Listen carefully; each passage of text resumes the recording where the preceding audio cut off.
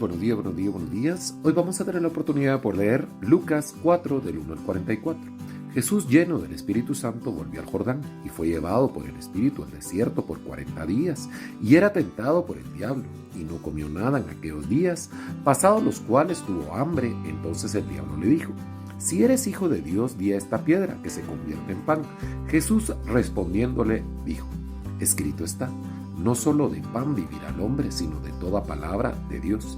Y le llevó el diablo a un alto monte y le mostró en un momento todos los reinos de la tierra. Y le dijo al diablo: a ti te daré esta potestad y la gloria de ellos, porque a mí me ha sido entregada y a quien quiero la doy.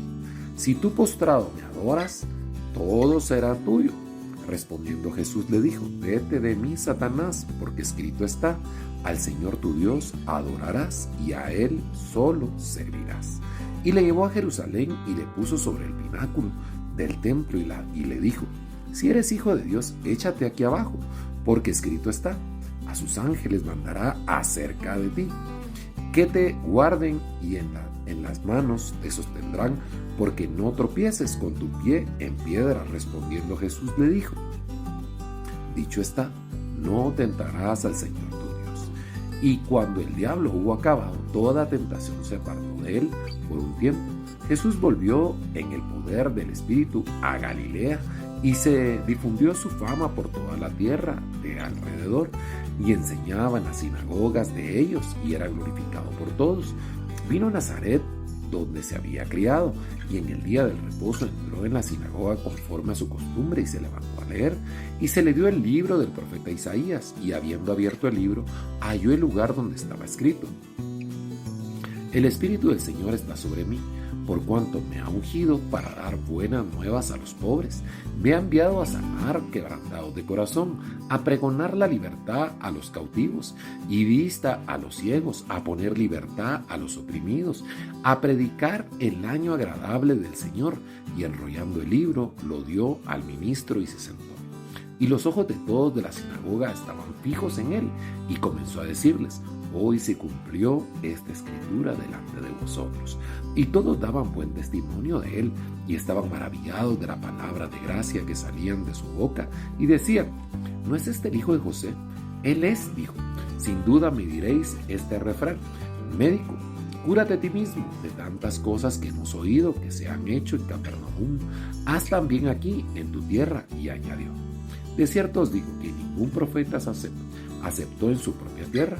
Y en verdad os digo que muchas viudas había en Israel en los días de Elías, cuando el cielo fue cerrado por 3 años y 6 meses, y hubo una gran hambre en toda la tierra, pero ninguna de ellas fue enviado Elías, sino una mujer viuda y una Sarapta de Sidón. Y muchos leprosos habían en Israel en el tiempo del profeta Eliseo, pero en ninguna de ellos fue limpiado, sino Naamán el sirio. Al oír estas cosas, todos en la sinagoga se llenaron de ira, y levantándose le echaron fuera de la ciudad, y le llevaron hasta la cumbre del monte sobre el cual estaba edificada la ciudad de ellos, para despeñarle. Mas él pasó por en medio de ellos y se fue. Descendió Jesús a Capernaum, ciudad de Galilea, y les enseñaba en los días de reposo, y se admiraban de su doctrina, porque su palabra era con autoridad. Estaba en la sinagoga un hombre que tenía un espíritu de demonio inmundo, el cual exclamó a gran voz diciendo: dejadnos, ¿qué tienes con nosotros, Jesús de Nazareno? ¿Has venido para destruirnos? Yo te conozco, quién eres, el Santo de Dios. Y Jesús le reprendió diciendo: cállate y sal de él. Entonces el demonio, arribándole en medio de ellos, salió de él y no le hizo daño alguno. Y estaban todos maravillados, hablando unos a otros, diciendo: ¿qué palabra es esta que con autoridad y poder manda a los espíritus inmundos y salen? Y su fama se difundía por todos los lugares de los contornos. Entonces Jesús se levantó y salió de la sinagoga, entró en casa de Simón, la suegra de Simón. Tenía una gran fiebre y le rogaban por ello, y inclinándose hacia ella, reprendió a la fiebre. Y la fiebre le dejó, y levantándose ella al instante, le servía al poner el sol. Todos los que tenían enfermos de diversidades enfermedades los traían a él, y él, poniendo las manos sobre cada uno de ellos, los sanaba. También salían los demonios de muchos, dando voces diciendo: tú eres el Hijo de Dios. Pero él los reprendía y no les dejaba hablar, porque sabía que él era el Cristo. Cuando ya era de día, salió y se fue a un lugar desierto.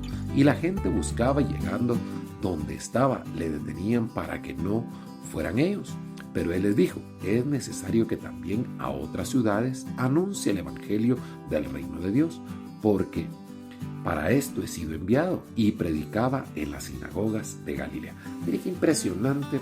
Aquí tenemos, yo no sé cuánto tiempo duró esto que está contando Lucas en 4 del 1 al 44, pero tenemos un resumen intenso de la vida de Jesús, de cómo fue tentado en el desierto cuando más necesitaba ayuda probablemente, y donde el cuerpo ya no aguantaba porque dejó de comer por 40 días, el Espíritu lo sostuvo. Pero no solo el Espíritu lo sostuvo, sino que además le daba las palabras adecuadas para poder aguantar la tentación que él en ese momento estaba viviendo de parte del enemigo. Miren, y me pongo a pensar yo, ¿cuántos de nosotros estamos pasando algún tipo de desierto en este momento? Y muchas veces, en lugar de aferrarnos, como hizo Jesús, al Espíritu, nos aferramos a las tentaciones que probablemente estamos pasando, a las tentaciones de lo que nosotros no medimos las consecuencias de lo que puede suceder. Hablemos en el trabajo, hablemos las personas que a veces no tienen trabajo, y puede ser la falta del trabajo un desierto porque tiene hambre, pero exactamente igual le pasó a Jesús. Él tenía hambre, él tenía ganas de comer, pero por su voluntad él estaba ahí y sabía que él tenía que menguar su cuerpo para que aflorara el Espíritu. Y muchas veces a nosotros nos pasa eso.